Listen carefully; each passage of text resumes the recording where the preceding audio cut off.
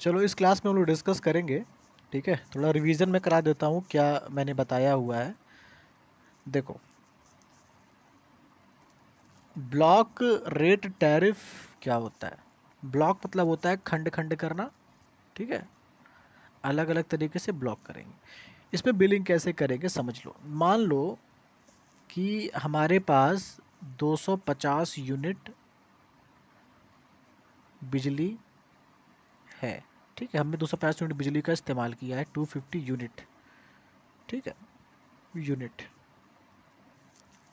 अब इसको हमने क्या किया, 250 यूनिट को तीन पार्ट में ब्लॉक कर दिया, यानी कि 100 प्लस 100 प्लस 50। ठीक है, तीन पार्ट में हमने इसे ब्लॉक कर लिया। पहला जो 100 यूनिट है उसका कॉस्ट मान लिया 50 पैसा है। ठीक है, अगला जो 100 यूनिट है उसका 50, उसका जो कॉस्ट होगा वो थोड़ा कम होगा, क्योंकि मैंने बताया था कि जैसे जैसे हम कंजम्पशन बढ़ाते हैं, उपयोग बढ़ाते हैं, जैसे जैसे जितना ज़्यादा यूनिट हम इस्तेमाल करते हैं, हमारा जो दर होता है, जो रेट होता है, वो कम होने लगता है। तो हमारी जो ओवरऑल कॉस्ट आती है वो कम आती है। ठीक है, जैसे आप अगर शुरुआत के 100 यूनिट जलाया तो हमने 50 रुपये पर यूनिट के हिसाब से पेमेंट किया। अगला 100 यूनिट जलाएंगे मतलब 101 से लेकर के 200 तक जलाते हो तो 40 पैसे देते हो। फिर अगला जो 50 चलाओगे वो मान लिया कि 30 पैसे दे रहे हो। ठीक है, तो इन सबको जब हम टोटल करेंगे मल्टीप्लाई करके तो हमको मिला 10,500 यानी कि मैं कह सकता हूँ कि 105 रुपये। ये एग्जाम्पल बुक में दिया हुआ है। तो हमने क्या किया कि एक बिल को तीन पार्ट में खंड खंड तरीके से ब्लॉक करके बिलिंग निकाला। ठीक है, ये होता है ब्लॉक रेट टैरिफ। ठीक है, शुरुआत जैसे जैसे बढ़ेगा वैसे वैसे हम इसको दर के हिसाब से मल्टीप्लाई करके कम करके निकाल लेंगे, मल्टीप्लाई करके फिर उसको ऐड करके निकाल लेंगे। जो हमारा स्टेप रेट टैरिफ होता है, इससे वो क्या होता है, देखो स्टेप रेट में क्या होता है, जो इससे पहले वाला था उस पे मान लो हमारे पास 250 यूनिट बिजली हमने यूज किया, 250 यूनिट। ठीक है, अब इसको जैसे जैसे मैंने बताया था कि जैसे जैसे हम इलेक्ट्रिसिटी कंजम्पशन करते हैं तो हमारा कॉस्ट क्या होता है, कम होने लगता है। तो अब 200, यहाँ पे देख लो, यहाँ पे देखो, नीचे देखो, ये देखो 600 से लेके 700 यूनिट है तो कॉस्ट कितना है, 40 के हिसाब से हम लगा रहे हैं। तो अगर हमारे पास 250 यूनिट है तो मिनिमम कॉस्ट कितना लगेगा इस पे, 30 पैसे के हिसाब से हम बिलिंग करेंगे, क्योंकि लास्ट वाले में देखा था एग्जाम्पल कि जो लास्ट का 50 यूनिट था वो 30 पैसे के हिसाब से था। ठीक है, तो ये 250 यूनिट का जो कॉस्ट निकालना होगा तो हम मिनिमम जो हमारा कॉस्ट लग रहा है उसके हिसाब से निकालते हैं। ये होता है हमारा स्टेप रेट टैरिफ। इसका मान आएगा 75 रुपीज़। ठीक है, जहाँ ब्लॉक रेट में देखो 105 रुपये आया था, इसमें कितना आया, 75 रुपीज़ आया। अंतर आया ना।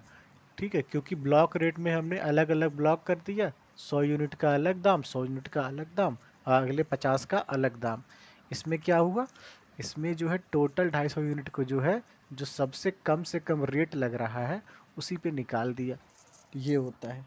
ठीक है, समझ गए। चलो,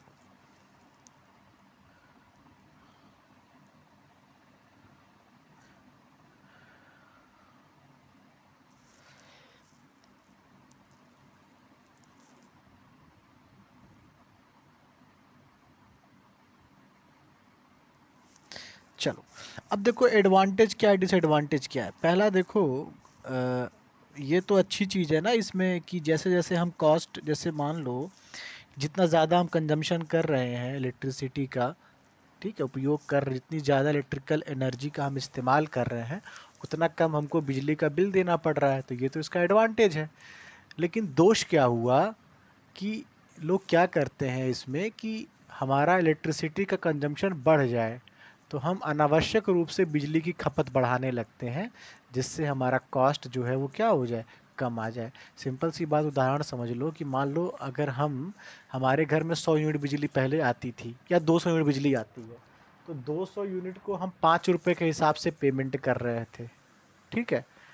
और अगर 100 यूनिट बिजली आती है तो हम 8 रुपए के हिसाब से पेमेंट कर रहे हैं, ठीक है। तो आप सोचोगे ना कि हमको 5 रुपए के हमको 100 यूनिट जो इस्तेमाल कर रहे हैं तो 8 रुपया देना पड़ रहा है एक यूनिट का दाम।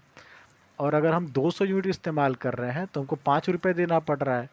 तो आप क्या सोचोगे कि हम बिजली ज़्यादा इस्तेमाल करें, तो हम एनर्जी कंजर्वेशन नहीं कर पाते हैं, ऊर्जा का संरक्षण नहीं कर पाते, क्योंकि हम ज़्यादा से ज़्यादा इलेक्ट्रिसिटी जो है वो यूज करने का प्रयास करते हैं। तो ये इसका एक डिसएडवांटेज हुआ। अच्छा, कंपनियां इसलिए देती हैं आपको इतना सुविधा कि आपकी अगर सहूलियत हो जाए कि अगर कहीं आप ज़्यादा इस्तेमाल कर रहे हो तो आपके जेब पे एक्स्ट्रा बोझ ना पड़े, इसलिए ज़्यादा एनर्जी आप जब यूज करते हो तो कम पेमेंट करना पड़े, ये सोच के कंपनी पॉलिसी देती है। लेकिन हम लोग क्या करते हैं, जानबूझ के अपनी खपत को बढ़ा देते हैं कि जहाँ पहले हम 100 यूनिट का इस्तेमाल कर रहे थे अब हम 150 का इस्तेमाल करेंगे तो हमारा बिजली का दाम क्या हो जाएगा, और कम आने लगी, थोड़ा सा और कम हो जाए। समझ रहे हो? तो ये इसका डिसएडवांटेज हो जाता है, ठीक है। बाकी कुछ दोनों में लगभग ऐसी ही चीज़ें हैं, ठीक है। उसके बाद हमारा था 2 पार्ट टैरिफ सिस्टम, ठीक है। अब जो 2 पार्ट टैरिफ सिस्टम होता है, इसको क्या करो, ऐसे समझो कि हमारे पास मान लो टोटल बिजली का बिल है, ये इलेक्ट्रिसिटी का बिल है, इसको 2 पार्ट में आप ब्रेक कर लो। एक हो गया आपका फिक्स्ड चार्ज और एक हो गया आपका रनिंग चार्ज या रनिंग कॉस्ट, ठीक है। रनिंग क्या, ऑपरेटिंग कॉस्ट कर लो, ठीक है। तो उसको 2 पार्ट में हमने डिवाइड कर दिया पूरे बिल को, फिक्स्ड पार्ट में, रनिंग पार्ट में। फिक्स्ड पार्ट का मतलब क्या हुआ कि आपके घर में अगर बिजली की सप्लाई आ रही है तो आपको मिनिमम कुछ न कुछ पेमेंट करना ही पड़ेगा, ठीक है। और रनिंग कॉस्ट का मतलब क्या हुआ, रनिंग कॉस्ट को हम बोलते हैं ऑपरेटिंग कॉस्ट या प्रचालन, ठीक है। जब आप इलेक्ट्रिसिटी का इस्तेमाल करोगे और जितने यूनिट बिजली चलाओगे उसके हिसाब से इसका मान हमको पता चलेगा। समझ रहे हो? तो रनिंग फिक्स कॉस्ट में क्या हुआ, जैसे मान लो कि इलेक्ट्रिसिटी जनरेट हो रही है, ठीक है। फिर ग्रिड के माध्यम से, तारों के माध्यम से, ट्रांसफार्मर द्वारा, पावर हाउस से, ऐसे करते करते करते करते, ठीक, कई सारे ट्रांसफार्मर लगे हैं, ट्रांसमिशन लाइंस लगी हैं, पोल लगे हैं, बड़े बड़े खंभे लगे हैं। ऐसे करते हुए बिजली जो है कई 100 किलोमीटर से इलेक्ट्रिसिटी जो है हमारे गली मोहल्ले से होते हुए हमारे घर तक पहुंचाई जा रही है, हमारे घर के अंदर इलेक्ट्रिसिटी आ रहा है। तो इसको लाने में तो कुछ ना कुछ कॉस्ट तो लगा है ना, कुछ ना कुछ पैसा तो लगा ही है, भले ही हम उसका इस्तेमाल ना करें। मान लो हम अपने घर में हमारे घर में मान लो जितने भी रूम हैं, जितनी भी चीज़ें हमने सब बंद कर दिया, ठीक है, लाइट पंखा जो भी पॉसिबल था सब बंद कर दिया। तो उससे क्या हुआ कि हम कोई बिजली का इस्तेमाल भले ही ना कर रहे हो लेकिन हमारे घर में सप्लाई तो आई है, ठीक है। हमने इलेक्ट्रिसिटी का कनेक्शन अगर ले रखा है तो हमारे घर में सप्लाई आ रही है। तो चूंकि सप्लाई आ रही है तो कुछ ना कुछ उसको लाने के लिए कुछ ना कुछ कॉस्ट उसमें लगा है, इसलिए उसको जोड़ा जाता है फिक्स्ड कॉस्ट में, उसको माना जाता है कितना तो कॉस्ट आपको देना है, ठीक है।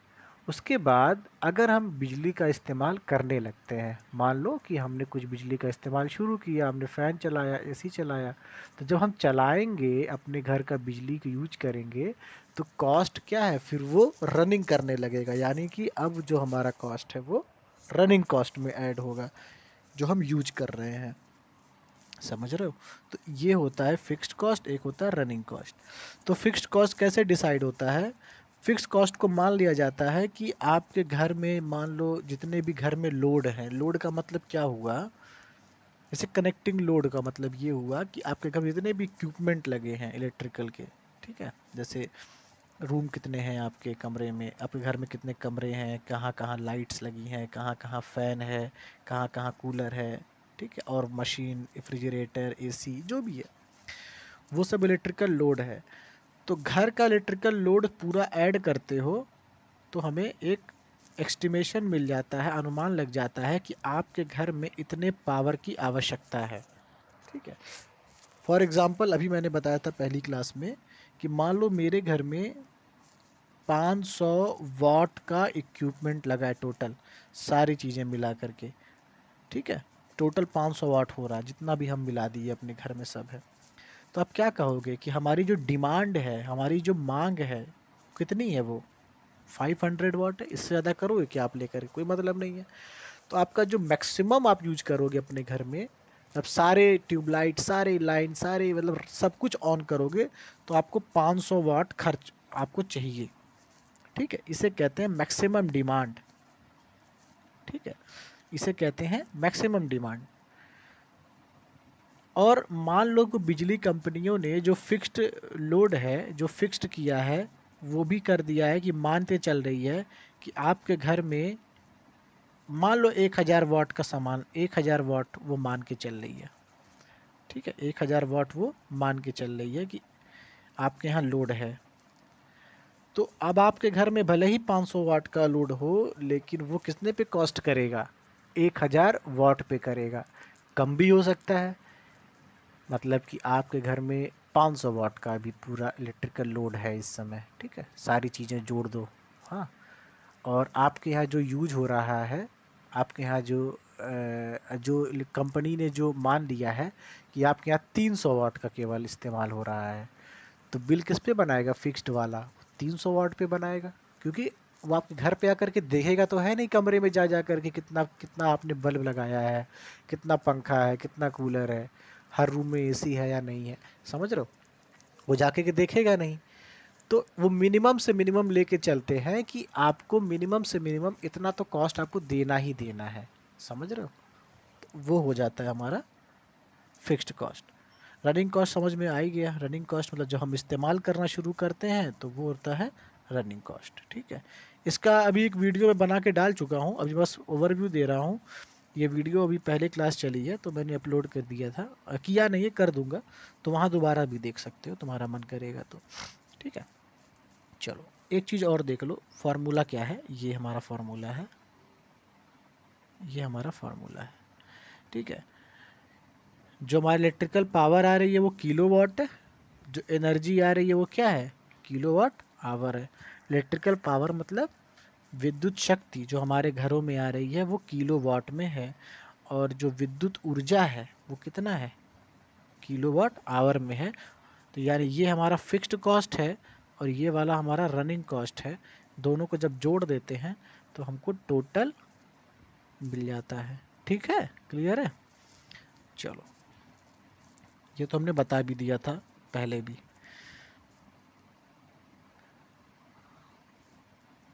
अच्छा एक चीज़ और दिक्कत आती है इसमें, देखो इसमें क्या होता है ना कि अब मान लो कि मैं इस्तेमाल कर रहा हूँ 500 वाट अपने घरों में, जैसे मैंने बताया, और मान लो कंपनी जो है मिनिमम 1000 मान के चल रही है कि आपको 1000 वाट का इस्तेमाल करना है। तो आप क्या सोचोगे? अरे यार मेरे घर में तो 500 वाट की रिक्वायरमेंट ही है, ये 1000 पे चार्ज कर रहा है। तो जब बिजली का बिल आपके यहाँ लेने आएगा, देखेगा तो वो 1000 वाट पे जब चार्ज लगाएगा, 1000 वाट जब कंसीडर करके उस पर टोटल कॉस्ट निकालेगा, तो बिजली का आप सोचोगे ना कि हमको 1000 पे क्यों पे करना पड़ रहा है। तो जो रिलेशन होता है वो ख़राब हो जाता है। रिलेशन मतलब कि जो हमारा सप्लाई करने वाला है और जो हमारा ये करने वाला है वो ख़राब हो जाता है, ठीक है। जो कस्टमर है और जो हमारा कंज्यूमर है, दोनों के बीच, क्योंकि दोनों के बीच एक ट्रस्ट नहीं होता, ठीक है। अब ये भी हो सकता है कि हमने दिखाया है 500 वाट, समझ रहे हो, हमने दिखाया 500 वाट और हम घर में खूब चोरी छिपे यूज कर रहे हैं 1000 वाट। ऐसे हमने बता दिया कि भैया देखो हमारे यहाँ 500 वाट इस्तेमाल हो रहा है और हमने कई सारे घर में और चीज़ें लगा रखी हैं, हर रूम में एसी वेसी सब लगा रखा है, समझ रहे हो, हम 1000 वाट यूज कर रहे हैं। तो ये भी चीज़ सही नहीं है।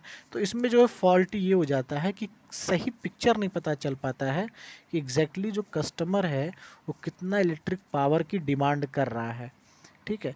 तो इसी को दूर करने के लिए एक और टाइप हो जाता है, वो होता है मैक्सिमम डिमांड टैरिफ, ठीक है। Maximum demand tariff, maximum demand मतलब कि अधिकतम मांग, मतलब एक व्यक्ति या एक परिवार में या एक घर में या एक कोई ऑफिस है, इंडस्ट्री है, वहाँ पे कितना मैक्सिमम डिमांड है, दिन रात सब मिला करके मान लो कि आप मतलब समझ लो कि आपका एक समय है घर में, मान लो सुबह का 12 बजे का समय है, दोपहर का, और आपने घर के सारे इक्विपमेंट चला दो, जितने भी लाइट्स हैं, जितने भी फ़ैन हैं, जितने भी चीज़ें हैं, एसी कूलर वूलर सब चला दो। तो जितना इलेक्ट्रिकल एनर्जी, जितना ज़्यादा वो इक्विपमेंट आपके घर में है, ठीक है, जितनी भी चीज़ चाहे जलाओ चाहे मत जलाओ, जितने भी इक्विपमेंट आपके घर में हैं उन सब की पावर को ऐड कर लो, वही आपका मैक्सिमम डिमांड बता देगा। समझ रहे हो, वही हमारा क्या हो जाएगा, एक तरह से एक प्रकार से हमारा मैक्सिमम डिमांड वही होगा। ठीक है, तो इसमें क्या होता है, एक मशीन होती है, यानी एक इंस्ट्रूमेंट होता है। जैसे घरों में हम बिजली का मीटर लगाते हैं ना, ऐसे घर लगा होता है बिजली का मीटर, हर गांव में शहर में हर घर में कोशिश की जाती है लगाने की, जिसे आप एनर्जी मीटर कहते हो। ठीक है, उसी प्रकार से एक और इंस्ट्रूमेंट लगाया जाता है जिसे हम कहते हैं maximum demand indicator. Maximum demand indicator, ये क्या किया जाता है, घर घर में हर जगह इसको लगाया जाता है। ठीक है, मैक्सिमम डिमांड इंडिकेटर को लगाया जाता है। उससे क्या होगा, जो हमारा मैक्सिमम डिमांड इंडिकेटर होगा वो बता देगा कि इस घर में कितना मैक्सिमम पावर का इस्तेमाल हो रहा है। मान लो आपके घर में 500 पावर का इस्तेमाल हो रहा है, तो ये 500 बता देगा। तो जो बिजली का बिल लेने आएगा वो 500 रुपए के हिसाब 500 वाट पे ही वो रेट लगाएगा, ना कि वो 1000 पे लगाएगा, ना वो 300 पे लगाएगा, ना वो ज़्यादा लगाएगा, ना वो कम लगाएगा। तो घर पे आकर के वो मैक्सिमम डिमांड इंडिकेटर से देख लेगा कि आपके घर में इतने पावर की रिक्वायरमेंट है, इतने पावर की डिमांड है। ठीक है, और उसके जितना आप इस्तेमाल करते हो, जितना आप एनर्जी इस्तेमाल करते हो, किलोवाट घंटा, यानी जो यूनिट होती है आपकी किलोवाट घंटे में होती है, उसको जोड़ देगा इसके साथ, तो टोटल बिल हमारा निकल के आ जाएगा। ठीक है, ये हमारा होता है क्या, अधिकतम मांग टैरिफ। इसमें एक बात ये होती है, देखो कॉस्ट बढ़ जा रहा है ना, कहीं पहले आप पहले सिर्फ बिजली का मीटर लगा रहे थे, एनर्जी मीटर लगा रहे थे, बट अब इसमें अब क्या हो रहा है, कहीं ना कहीं हमारा कॉस्ट बढ़ जा रहा है। कॉस्ट बढ़ने का मतलब यह है कि अब हमको एक और मशीन लगानी पड़ गई। ठीक है, हमारा इंडिकेटर लगाना पड़ गया, तो कॉस्ट बढ़ गया। लेकिन क्या हुआ, एक अच्छी चीज़ ये हुई कि अब हमारा कोई बवाल झगड़े की चीज़ों से बच गए। कन्फ्यूजन नहीं रहेगा कि हम कितना इस्तेमाल, जितना हम इस्तेमाल कर उतना हम पे कर रहे हैं। ठीक है, ये हो गया। चलो भाई, आई होप क्लियर हो रहा होगा। अब क्या होता है, देखो पावर 3 प्रकार से होता है। अगर आप पढ़े होगे तो ठीक है, नहीं पढ़े हो तो कोई बात नहीं। पावर 3 प्रकार से होता है, एक्टिव पावर, रिएक्टिव पावर और अपरेंट पावर कहते हैं। जो इलेक्ट्रिकल पावर होता है 3 तरह से होता है, जिसको हम वॉट कहते हैं, वो होता है एक्टिव पावर, रियल पावर जो हम इस्तेमाल करते हैं। एक पावर वॉट होता है, यूनिट। एक पावर होता है volt ampere. Volt ampere, volt मतलब वोल्टेज, एम्पियर मतलब करंट से आया है, तो वोल्टेज इंटू करंट भी पावर होता है। लेकिन अगर यह यूनिट लिखी है तो आप बोलोगे रियल पावर, वास्तविक शक्ति कहते हैं। ठीक है, और एक होता है वोल्ट एम्पियर आर, आर को बोलते हैं रिएक्टिव। ठीक है, तो ये होता है वास्तविक पावर, और नीचे वाला होता है रिएक्टिव पावर। रिएक्टिव मतलब कि रिएक्टिव को कैसे आप बोलते हो, एक तरीके से समझ लो, अ, ये सक्रिय रूप से होता है, ये अक्रिय रूप से होता है। उसको हम बोलते हैं, को मुझे टर्म याद नहीं आ रहा है एग्जैक्टली। रिएक्टिव होता है मतलब रियल, हाँ, इसको कहते हैं वॉटलेस पावर भी कहते हैं। ये वॉटफुल पावर भी होता है, इसको वॉटलेस पावर कहते हैं, मतलब रियल पावर नहीं होता है ये। ठीक है, तो वोल्ट एम्पियर रिएक्टिव लिखते हैं इसको, और इन दोनों को जब जोड़ा जाता है तो हमको मिलता है वोल्ट एम्पियर। इसको कहते हैं एपरेंट पावर या आभासी पावर।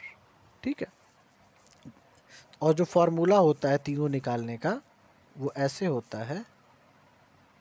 ये इलेक्ट्रिकल की चीज़ें हैं बट थोड़ा सा जान लो, आगे आपको पढ़ना भी है।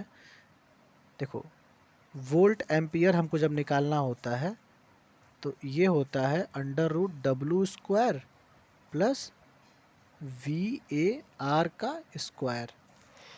समझ रहे हो, पूरा अंडर रूट में है ये। ठीक है, W क्या है, रियल पावर है, एक्टिव पावर है, और इसको कहते हैं R फॉर रिएक्टिव पढ़ेंगे, तो रिएक्टिव पावर है। और दोनों को जब जोड़ दोगे पाइथागोरस थ्योरम की तरह तो हमको मिल जाएगा एपरेंट पावर, इसको कहते हैं आभासी शक्ति। आभासी शक्ति या एपरेंट पावर। तो 3 पावर है ना, तो 3 तरीके से आप जो है लोड का यानी बिजली के बिल को भी समझ सकते हो। तो अगला ये मैं क्यों बता रहा हूँ, हमारा जो अगला टॉपिक है, अगला पॉइंट है वो यही है। ठीक है, ध्यान से देखोगे लिखा हुआ है वोल्ट एम्पियर अधिकतम मांग टैरिफ। वोल्ट एम्पियर अधिकतम मांग टैरिफ। तो वोल्ट एम्पियर क्या हुआ, यही तो हुआ वोल्ट एम्पियर, और किलो लगा दो तो किलो वोल्ट एम्पियर, तो केवीए कहते हैं। कभी कभी सुनते हो ना, हमारा ट्रांसफार्मर 500 केवीए का है, 400 केवीए का है, 200 केवीए का है। तो ट्रांसफार्मर का जो पावर होता है वो केवीए में नोट किया जाता है, केवीए में निकाला जाता है। आपसे पूछे कोई कि आपके घर में जो बल्ब लगा है वो क्या है, तो आप बोलोगे सर 10 वाट का है, 20 वाट का है, 50 वाट का है। आप केवीए नहीं बोलते हो या वोल्ट एम्पियर नहीं बोलते हो। ठीक है, लेकिन आपसे पूछा जाए कि आपका ट्रांसफार्मर कितने पावर का है, तो आप ये नहीं बोलोगे 500 वाट का है या 1000 वाट का है, आप बोलोगे सर 500 वोल्ट एम्पियर का है या केवीए का है, एमवीए का है। के क्या है, किलो है, इसी को हम लिख सकते हैं एमवीए। अब एम क्या है, मेगा हो जाएगा। समझ रहे हो, अगर मैं के भी ना लगाऊं, एम भी ना लगाऊं, तो मैं लिख सकता हूँ वीए, वोल्ट एम्पियर। समझ रहे हो, ऐसे होता है। तो अब इस तरह का जब पावर निकालना होगा तो हम उसको नाम दे दिए किलो वोल्ट एम्पियर अधिकतम मांग सूचक।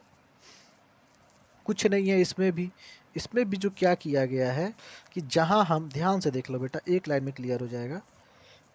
जहां हम मैक्सिमम डिमांड के लिए किलो वोल्ट का इस्तेमाल कर रहे थे, अब वहाँ पे किसका इस्तेमाल करेंगे, किलो वोल्ट एम्पियर का इस्तेमाल करेंगे। तो देखो जहाँ किलो वोल्ट था वहाँ केवीए लिखा हुआ है, ये देखो ध्यान से। ठीक है, समझ रहे हो, तो जहाँ इसकी रिक्वायरमेंट होती है वहाँ पे इसको इस्तेमाल किया जाता है ना। चलो देखो, यहाँ पे ऊपर वाले में किलो वोल्ट लिखा है, यहाँ देखो किलो वोल्ट लिखा है ना, के डब्ल्यू लिखा है, देखो के डब्ल्यू लिखा है। ठीक है, और यहाँ देखो क्या लिखा है, के वी ए लिखा है। समझ रहे हो, क्योंकि वो रियल पावर है और ये अपेरेंट पावर है। अपेरेंट पावर रियल पावर का भी हम बता देंगे, अभी जब क्लासेस आगे चलेंगे तो मैं बता दूंगा क्या होता है, डिटेल में कहोगे तो बता दूंगा, बट तुम इतना जानना नहीं है। खैर, अब देखो अगला पावर क्या आ गया, इसी के नाम से रिएक्ट आ गया, kilo volt ampere reactive hour tariff या किलो वोल्ट आवर टैरिफ। समझ रहे हो, देखो एक कॉन्सेप्ट जान लो बेटा, थोड़ा सा तुमको टाइम लगेगा बट वो बहुत ज़रूरी है जानना, मैंने पहले बताया भी है। इलेक्ट्रिकल पावर और इलेक्ट्रिकल एनर्जी दो अलग अलग चीज़ें हैं, यानी विद्युत शक्ति और विद्युत ऊर्जा, they are two different things. ठीक है, हम जब पावर को समय से गुणा करते हैं तो हमको ऊर्जा मिलती है। इसी प्रकार से अगर मैं इलेक्ट्रिकल पावर में यानी विद्युत शक्ति में समय से गुणा करूं, घंटे से गुणा करूं, मिनट से करूं, सेकंड से करूं, तो मैं यहाँ मान के चल रहा हूँ कि घंटे से गुणा कर रहे हैं। ठीक है, तो इलेक्ट्रिकल पावर को क्या लिखते हैं हम लोग, वाट लिखते हैं, और किलो वाट भी लिख सकते हैं क्योंकि हम किलो में पढ़ते हैं चीज़ों को। और घंटे को क्या लिख सकते हैं, समय को क्या लिख सकते हैं, घंटा लिख सकते हैं, तो एच। तो ऊर्जा हमारी क्या हो जाती है, K W H, kilo watt hour. ठीक है, क्लियर है। अगर हमारा पावर जो है वो किलो वाट ना है, वो है के वी ए है, किलो वोल्ट एम्पियर में है, के वी ए, तो कोई बात नहीं, तब भी हम समय से मल्टीप्लाई कर दें एच तो हो जाएगा एनर्जी, ये भी एनर्जी है। अगर हमारा पावर जो है वो है kVAR, kilo volt ampere reactive. देखो तीनों के लिए बता रहा हूँ, एक्टिव के लिए बताया, अपेरेंट के लिए बताया, रिएक्टिव के लिए बता रहा हूँ। एच से मल्टीप्लाई कर दो, घंटे से, एच मतलब आवर होता है, घंटा होता है, तो तीनों ऊर्जा मिल जाएगी। समझ रहे हो? तो ये हमारी ये भी ऊर्जा है, ये भी हमारी ऊर्जा है, ये भी हमारी ऊर्जा है, और ये भी हमारी ऊर्जा है। क्लियर है? अब कहानी पे आते हैं।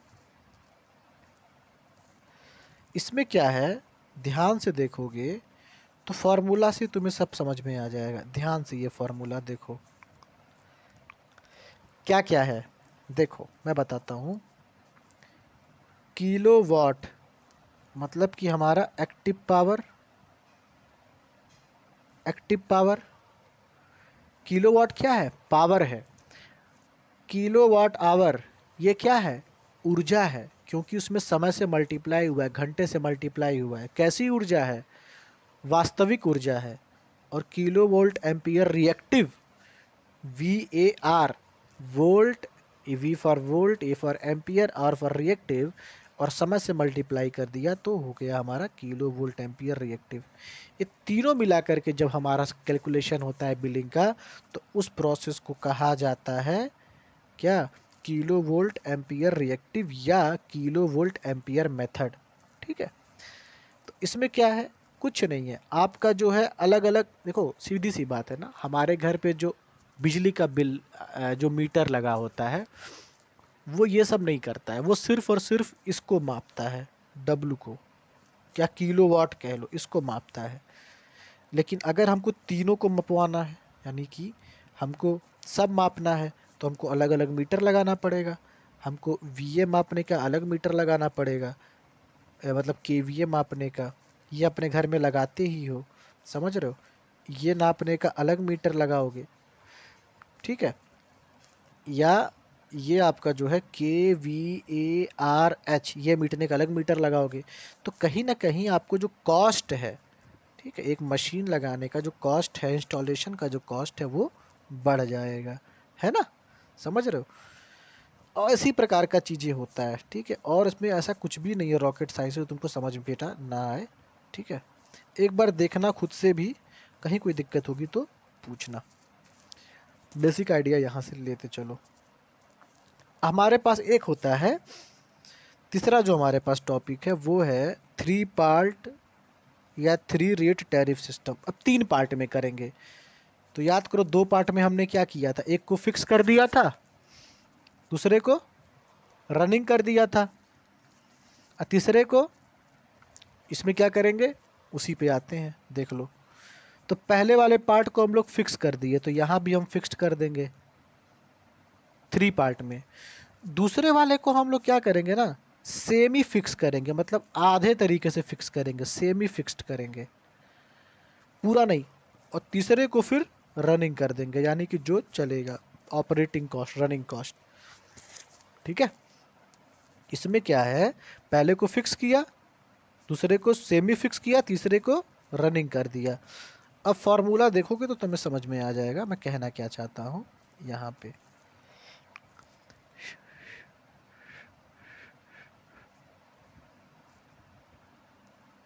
देखो ये जो फार्मूले में लिखा है A+B KVA, एक मिनट कहाँ गया भैया,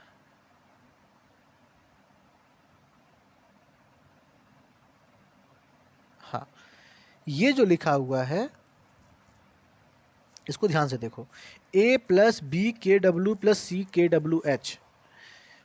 ए क्या है? फिक्स है, यानी कि जो हमारे घर में मैक्सिमम डिमांड है उसकी मात्रा फिक्स कर दिया भैया कि आप इतना पार्ट फिक्स है। ठीक है? जो हमारे घर में मैक्सिमम डिमांड है, मतलब हमको इतना देना ही देना है, वो फिक्स चार्ज कर दिया।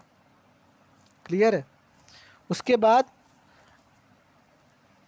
कहाँ गया, हाँ, उसके बाद KW जो हमारा मैक्सिमम डिमांड इंडिकेट, जितना हम ज़्यादा यूज कर रहे हैं, जो हमारे घर में सप्लाई आ रहा है, ठीक है, मैक्सिमम डिमांड इंडिकेटर द्वारा, यानी कि जो हमने घर में एक मशीन लगाया है या एक इंस्ट्रूमेंट लगाया जिसको हम कह रहे हैं अधिकतम मांग सूचक, मैक्सिमम डिमांड इंडिकेटर, उसके द्वारा ये कैलकुलेट होगा, प्लस KWH किलोवाट आवर, यानी जो आप इस्तेमाल करोगे ऊर्जा, उसके द्वारा ये व्यक्त होगा। ठीक है, तो इस प्रकार से ये तीनों जब ऐड हो जाते हैं तो हमको मिलता है 3 पार्ट टैरिफ सिस्टम। ठीक है, चलो, और मुझे लगता है कि इसमें कुछ ऐसा और भी कुछ है नहीं। एक टॉपिक और मिलेगा हमको मोटर के बारे में और टाइप्स ऑफ लोड के बारे में, कुछ डिफिनीशन बताऊंगा, फिर ये चैप्टर भी ख़त्म हो जाएगा। ठीक है, आई होप क्लियर होगा। कोई दिक्कत होगी तो बेटा पूछ लेना, कोई समस्या होगी तो बता देना। ठीक है।